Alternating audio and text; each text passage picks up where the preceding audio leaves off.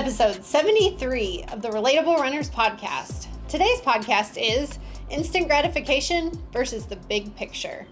But before we dive into all of that, we are going to remember to read a review. Yes. So we have been having you guys, you lovely listeners out there, go on to Apple Podcasts or wherever you listen to your podcast and just kind of say some words about us. Hopefully they will be nice. If they're not nice, don't leave the review. But anyways, we are going to read this. So this time, this is from Carrie Bell. Mm-hmm. She is she's actually a CrossFit instructor here in town-ish, or a couple towns over. Mm-hmm. But she said, and we met her too, in person. A couple of times now. We're friends. We're friends. We're like real life friends with her. Yeah. That's cool. It says, I love listening to the R&R podcast. Relatable Runners is what the R&R means. I recently got back into running after being inspired, again, by this podcast. Amber, Whitney, and Nikki are truly relatable, and I enjoy hearing their running tips, tricks, and stories. That is very sweet. And she said we were the highlight of her week. Where did she say that at? Right here. At the heading. Oh, she even said that. Yeah. We were the highlight of her week. She means it. She means that. Thank you, Carrie. That's very kind of you. Yes. So we'll get into today's episode. Amber, do you want to kind of give us a rundown of how this title kind of goes in line with? So as we know, in our day and age that we're in now, everything is totally at our fingertips. We can look anything up in an instant on Google or whatever platform you search for stuff. You can find information and the answer to just about anything in less than 5 seconds. Yes. We can have anything delivered to us within a few hours. Food, groceries. Well, everything. Like living in where we all lived at, where Amber currently still lives, like it was like everything was right there. So like Kroger, Publix, any grocery store, any restaurant. And now being like living out in the sticks, like I truly felt deprived. Like that DoorDash didn't come. How dare they? Yeah, like how dare they? Now Sonic will do it now. We discovered this, unfortunately. But some no. wacky, what are they? Wacky Pack Wednesdays. Some Wacky Pack Wednesdays and blessing my family. But like it was a lifestyle change. Right. Like we get mad if Amazon is going to be more than a day or two. It's pretty crazy. I know, like if something's not Prime, I'm offended. Like, what? I will not purchase this. I need this yesterday. Yes. Not Friday. So that's like none of us, I would not consider, any of us to be like pretentious or snobby, but I think that's just the mindset this culture has put in our heads. Yes. Which kind of gave us the idea for this episode. Yes. And sorry, go ahead. This can go in line with and kind of the direction that we're going with it. Instant gratification, of course, can go in line with your health and fitness, and we should not have that mindset because it's always easier to take the instant gratification route, but it might not always be the best for the bigger picture, for the long term, or what your specific goals are if you're training for something. And that can go, even with having things delivered. It might not be the best option, but you can get it now. So, right. It might not be the healthiest option. It might not be something that's in line with the big picture. And that's kind of the hard part, is taking away the instant gratification, stepping outside of that, and looking at the big picture and how is this going to affect down the road, and how does this little decision, like we've talked about a lot before, little decisions and little changes add up, and they can add up either in a good way or like working for you or against you. Exactly. Yes. And I think I've said this 1,000 times, and I heard it recently, and I, no joke, tell myself this in my head at least once a day about something. Little by little, a little becomes a lot. Mm-hmm. Yep. I love that. These little bitty decisions and thoughts, like they compound over each other, and then they build and they build and they build, and then at the end of your life you didn't actually choose all of this. It's just kind of a reflection of the little things, the little decisions you made along the way. Yeah, because if you think about it, like if you make one positive change a week, say it's one tiny little thing you're doing to work out a little more, or one small thing that you're changing with your nutrition. Mm-hmm. But then if you do that every single week, that's 52 changes in a year. Mm-hmm. So what if you stuck with 52 different changes? Like that could really change your world. Like, right. Well, let's say not even all of them took. Let's say 30 of the 52 True. took. That's 30 positive changes you have made. And to flip it the other way, if you think in the moment, this is instant gratification, it's not that big of a deal. I've slacked on this week, or I am choosing to eat this or do this when I know I shouldn't. It's not that big of a deal because it's one little choice, it's not going to matter.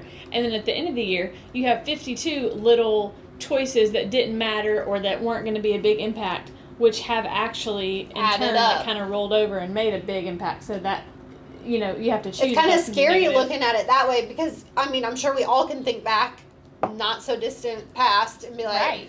Oh, I made a bad decision and ate that, or I made a bad decision and didn't get my cross training in that day. And it hits harder thinking like, ooh, that's really going to negatively impact me a year down the road because I should have been doing it. And I think our, big picture, our society doesn't like accountability in a way, like almost like, oh, if your conscience is making you're making you feel bad about it, you should always feel good about yourself. Like, don't listen to that. But like, I think that little voice in your head is in there to like, hey, like maybe you should feel bad about this. Maybe you should. Like, we shouldn't try to hush that voice because the Bible says, to bring it back to the Bible, sin the first time is always the hardest. Mm-hmm. But the second time it gets easier and easier and easier and easier, and then eventually, the Bible says you are given over to a corrupt mind. Yeah. And that can be laid out in all areas of our life, in diet, in our relationship with our families, and just all of our habits. They compound. At first, it's hard to do the bad thing, or not even the bad, not saying like having a cookie is bad by any means, but you have that voice in your head, and then hushing the voice, like it gets easier to hush it and hush it and hush it. So, and I think our society is like telling you, oh, hush that voice, you feel good about yourself, it's fine, girl. But like, I think that voice is there to actually help us. And I think we've talked about this on a previous episode. I can't remember which one it was specifically, but it was something about the Bible reference and like lying, for example.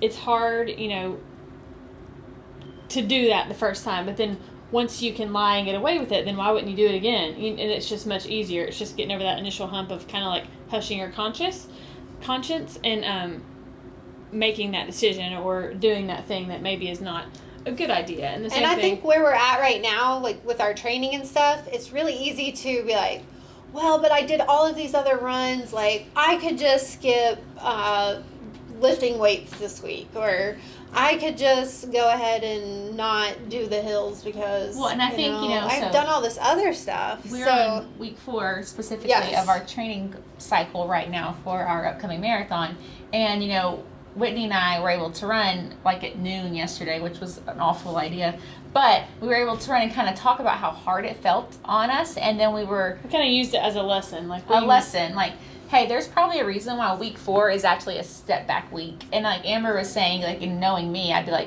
oh, we can do 12, because we could go do 12 miles right now and not almost humble ourselves and take that 8. But like, our bodies truly needed to rest because the 3 previous weeks were very intense. Our bodies were totally ramping up to something they hadn't been doing. Mm-hmm. So I think our instincts are, right now, gratification would have been 1, to just mark this week off in general and skip to week 5 because we could totally do week 4, or to just not do it at all and rest this week. And know that was part of the bigger picture, and that was there for a reason. And although it was not instantly gratifying to us, it was actually kind of like fighting against... Like, it was super unpleasant. What we wanted to do. But at the end of the day, and in the grand scheme of things, it was actually very needed and necessary. And we recently at work, we did a predictive index. You might have taken this test before, but it's super simple, like deceivingly simple. I thought I was gonna be sitting down for an hour, but it was like there's so much information is pulled from this and I think that's what it's intended to be, like super quick. You have to just kind of like instinctually answer the questions, but it kind of it broke down your decision making habits. And this is Nikki talking, and which I am very aware of, I'm more of an emotional decision maker, where meaning you make a decision based on how it makes you feel. How I feel, like right now in the moment. And knowing that about me, and I have known that about me, is important because I know I very easily can make bad decisions based off of that. And that even goes back to even like back in my college days, like, oh, I'm going to go out. I'm absolutely going to go hammer all this alcohol before my big test. Like, that was very dumb of me. And, like, that's not the scale of which I make my decisions anymore, but also, we're all going to Mexican, and I know cheese hurts my belly really bad, but I'm about to drizzle good right this now. cheese dip, like, knowing that kind of stuff. I need to be more intuitive and listen to my body about that. And, Whitney's, so I'm an emotional decision maker. And Whitney was more of a logical decision maker, whereas her brain, kind of needed data to okay something. Mm-hmm. And, there were degrees of it, like someone who did the test, like she needed 2 points of data to make a decision, to move forward with something. And mine was kind of in the middle of more so logical, like, than you were on the scale, but also a little bit of emotion involved, so I can think, okay, this is going to make me feel good now, and then immediately, wait, how is this going to impact me in the future, or what's the big picture here? And so it's a little more natural. The test was basically our natural tendencies, which I love that stuff like that. We've talked about those before. Mm-hmm. Those personality tests and such are fascinating to me, because we took the test not knowing, like, how the data was going to be analyzed. It was like super easy, quick, and then it was like deep and on point whenever the professionals came in and went through it with us. And we're going to have Amber do this, and we will do a whole entire podcast off of Amber's personality. Dun, dun. That sounds riveting. Or deeper dive into all three of ours, and we can have y'all take it too. But what we learned from it was that, with emotional decision making, which I think is kind of second nature for a lot of people, of us, if it doesn't feel good right now, I don't want to do it, but this is good, I'm going to do it. And that kind of goes in line with just taking a moment, to Amber, I think you had some notes written down that kind of go in line with this. Well, just like making sure that before you make a decision that you think could be maybe not the best decision. Detrimental in some way. Right. Whether, it doesn't necessarily mean harmful or something, but just about to eat something. In alignment with your goals. Or about to not do the workout that you told yourself you're going to do. Like, pause, take a step back, and think about the decision you're going to make. Is this in line with my end goal? Is not doing this going to get me to where I want to be in 7 weeks from now when I need to run that marathon? No, I have been listening to Atomic Habits by James Clear. It's very good. I am going to go back and read it because I need to go highlight things. It's that good. There's so much information in it. And he was talking about, so you have an ice cube in a room, and the room is 0 degrees, and I'm probably butchering this analogy, but you'll get the point of it. And you slowly turn the temperature up in the room 1 degree at a time. 1 degree, 29, 30, we're at 31, and then we start to get to that, you're above freezing point, 32 and 33. And then we are able to see the ice cubes start to melt. But does that mean that all the degrees were pointless? Not at all. They actually had to happen to eventually get to the building block of the 32 and 33 degrees where it started to melt. And I feel like that is kind of all of our little choices we make. We're leading up to that melting point. You can't go from 0 to melting instantly. It takes time. Right. But it's that 1 degree, the 2 degree, the 3 degree, the 4 that add up to that 32. And then it seems sudden.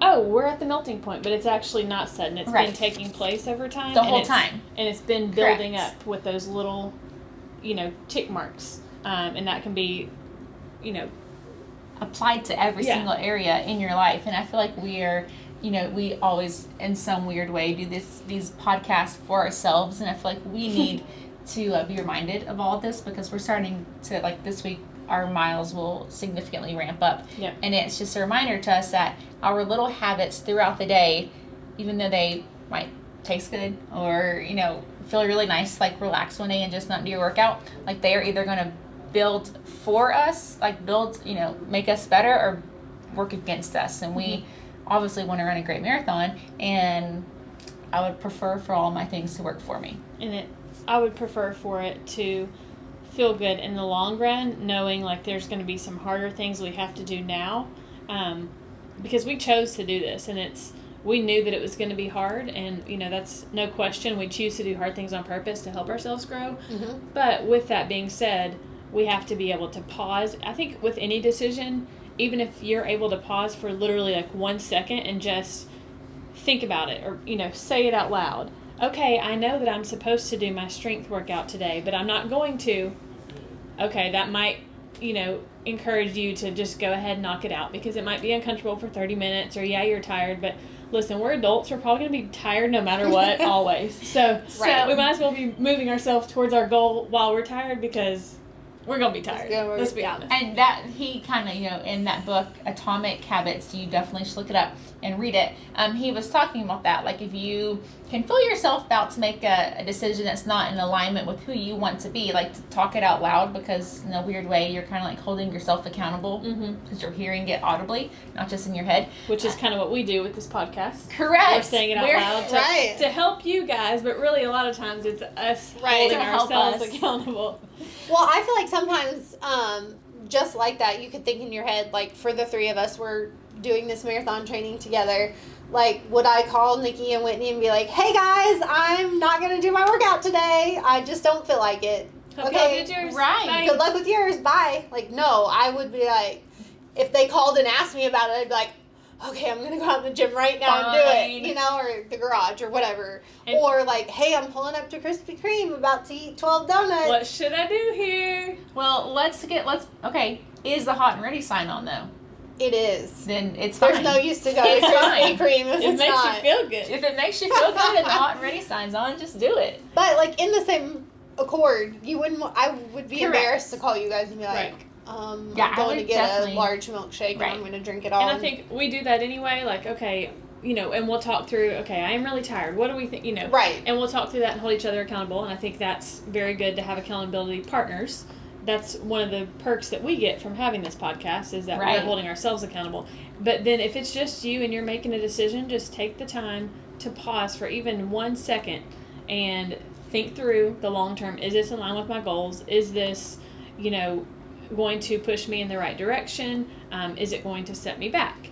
And then how good is this decision going to make me feel? And does that outweigh, skipping it to be better in the long run? And, in that book, it also talked about how you have to make your mind think you are that person. Mm-hmm. And I remember it might have been around the time we ran our first marathon, like, really considering myself a runner. And now I feel like I totally identify with a runner. Like, I am a runner.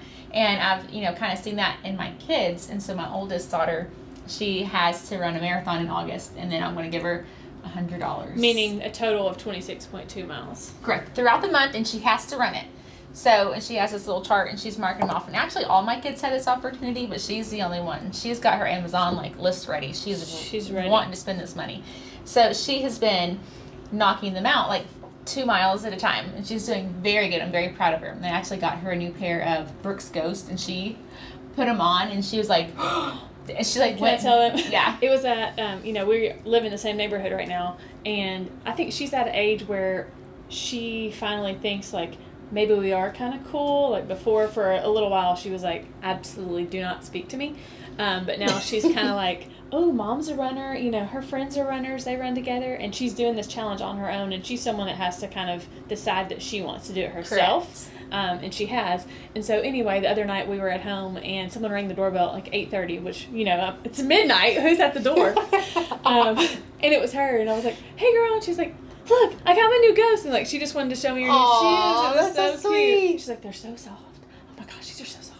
Okay, I gotta go. I'm walking on clouds. Yeah. Is what she said. Aww. But she has been doing it. So I have been making a point to be like, you are a runner. Look at you, girl. And so yesterday I asked her, I was like, because she can be a little bit like her father, grumpy. And so she was like, that's kind of her natural tendency. So I said, have you experienced the runner's high? And she's like, what's that? And I told her, and she's like, oh yeah, absolutely. Aww. So I'm just going to talk to her about being always in the runner's high and being a runner, and we'll see how this works out in her life. Yeah, and it all comes back to mindset. We basically say in every single episode, it's how you talk to yourself and what you believe to be true. And this kind of reminds me of one example. One of our coworkers was doing a challenge and really trying to work on his diet, and he was like, oh, that looks really good, but I can't have that. And I was like, whoa, we need to stop right there, because you're not going to get anywhere on this if that's the mindset you have. Because you could have that if you wanted it. You can have that, but you don't want it right now because it's not in line with your goals and what you are working towards. So you certainly can have that, but you don't want it. And you have to tell yourself, sometimes it takes that. If you are an emotional decision maker, you're welcome to have whatever you want, but is it going to move you forward or is it going to move you backwards? If it's a no, then you don't need it and you don't want it. And also our preacher told us this, like, you're never stagnant with God. Like, you're always either moving closer to him or moving further away. And I think that also can apply to any area of your life. Like, you're never stagnant. Mm-hmm. If you feel like you're not moving forward, then you're not probably staying put, you're moving backwards. Mm-hmm. And I feel like that is, every single decision and every single thing we do is either making you more who you want to be or further away from that person. Yes. So, because unfortunately, there is no magic pill, there's no magic food, there's no magic workout routine. There is just day in and day out hard work. It's that grind. And really, if you can just remember the instant gratification versus the bigger picture, what's going to feel better in the longer run is going to far outweigh those little bitty instant gratifications that are going to fade away quickly. Yes, amen.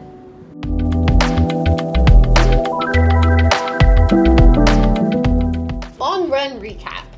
This week's long run was down to 8 miles, a little scale back to help our tired bodies. To accommodate for week 4. For a reason and what we're about to jump into. This week was especially sad for me because my good friends Whitney and Nikki bailed on me. So they, we were all going to be here in Murfreesboro, and then they're like, no, let's meet halfway. And then they're like, no, we really just don't want to see your face. So Amber, we're actually breaking How about you just do it by yourself, Amber? How about that? But she did it. She ran with Aaron. I ran with Aaron. I didn't have to run by myself, and I'm just teasing. Like, kinda. But like we're broken up. Slightly heartbroken, but also kind of joking. But no, we did 8 miles. We experienced the lovely Blackberry Farms. Oh, yes. Hans and Franz were not out. The perfect 8-mile route. It is the perfect 8-mile route. Yes. And we turned left on Rucker where it's closed. Oh, yeah. And then private roads. We got the private road. Most of it we thought was fresh laid gravel, which it was in the beginning. After that, we had to walk a good little piece because we had to physically lift our feet out of the extremely thick mud. Oh, no. I wore my new Ghost. Oh, man. No. I know. I still need to wash those. Yeah. But besides that, it was smooth sailing. The traffic wasn't bad. It was... Felt easy. And it felt good. How's your body? Good? Can you give us some details on that? Because we have some different feelings. Well, I felt like it wasn't too hard.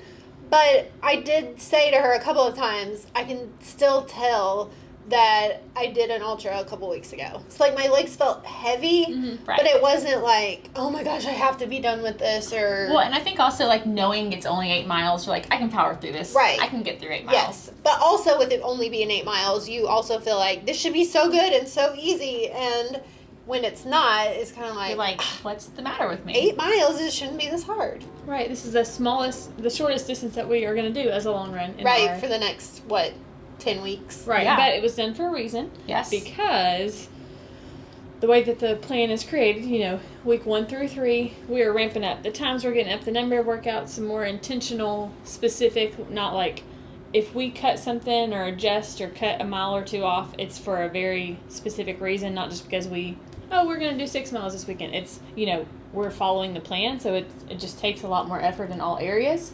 And then week 4, which we have just completed, is the setback week, because from here, it's kind of like, go time. We've started marathon training, we've done 4 weeks, but that was kind of to prepare us for the real marathon training, which starts today. Right. Those really long runs and the stuff where those little decisions definitely make a difference. We can't just kind of force our way through 16 miles. Like, you've got to be nutritionally fueled up, you've got to be rested, you've got to be very strategic. So I feel like it's kind of a reset on purpose, right, for what is to come. I agree, because that 8 miles we did yesterday was very challenging. So ours, yes, was a different experience. And we didn't come to Murfreesboro. We had come to Murfreesboro every day for work, and we had been, I don't know if it was a combination, I think it was a combination of that and our mental exhaustion, as well as where we were in the training. Just like, I cannot do that. Yeah. And so we decided to stay and do ours, and we even slept in. And this, I told Nikki this as well. You know, they say, like, you can really see how much rest you need based on when you're on vacation, which is different for me because I'm a crazy person and like to work out twice on vacation. But I took that as, like, sleeping and not setting an alarm. Mm-hmm. And both days on the weekend, I slept 9 hours and slept till, like 8:30. So it was, like, late for me. So we didn't even get up early and do ours. We didn't start till 11. Mm-hmm. So, of course, the humidity was like 150%. Awful. Which I'm sure made it worse because you were doing it in the heat of the day. Yes. Correct. No, it was shaded. So we went to the state park. Still. But, like, I literally. And it was very humid Saturday. Out, like, my clothes. It was disgusting. Yeah, we could not breathe. And we decided to go to the state park. I decided at the last minute because since we were starting later and we knew, like, the main roads and stuff, our little country back roads, after 6 a.m., one car is going to cause you to pull over and stop. There's no shoulder or anything, so you have to like hop out of the road. So it would have been a lot of on and off the road. It would have been more frustrating, I think, for us. So we went there, and then we remembered how hilly it was, mountainous. My hamstrings were actually a little sore this morning. Mm-hmm. Yeah, and I'm guessing from that. And we've talked about this as well, although it's a little bit harder for us to. Even on the times where we're not supposed to be running hills, we're still running hills all the time. It's going to be beneficial in the long run. So you're going to have to make some trips up hilly. I've yet to go up it, so I'm going to have to figure that out. Yeah. That's going to be, I'm nervous about that because I know y'all will be way trained up on hills. So we were discussing this, and you have the ability to, like, pull BQ out of, like, thin air. So I think you'll be fine. Your beast mode will power through. Oh. Boston qualifier. Time. Yeah, right. I was like, what's this BQ? What is this BQ?